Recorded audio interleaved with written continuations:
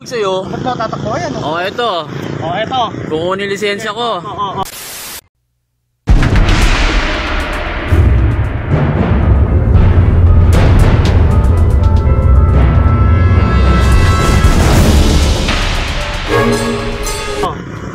Kaya sabi ko sa kanya, tikitan niya ako pero hindi niya pwede yung kumpiskahin yung lisensya ko.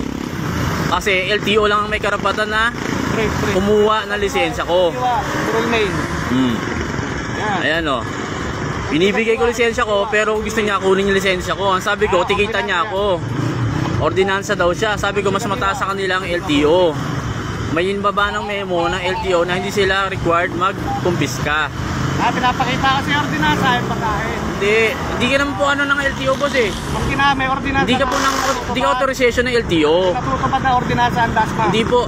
LTO po mas mataas sa inyo. Hindi po kayo. Hindi po kayo mataas. Mas mataas po sa inyo ang LTO. Ika-porol. Pwedeng tikitan nyo ako. Pwedeng confiscated yung ano ko, lisensya ko. May ano kami rito, ordinansa kami. LTO boss ang ano, boss. LTO boss ang mataas sa inyo, boss. Sila nagsabi sa inyo, sila nagsabi. LTO pero may ordinansa ang pinatutupad. Hindi po, maraming lugar pong ganun po sistema po. Ay, hindi. Ganun dito sa DASMA. Hindi po. Ika, Borol, ika.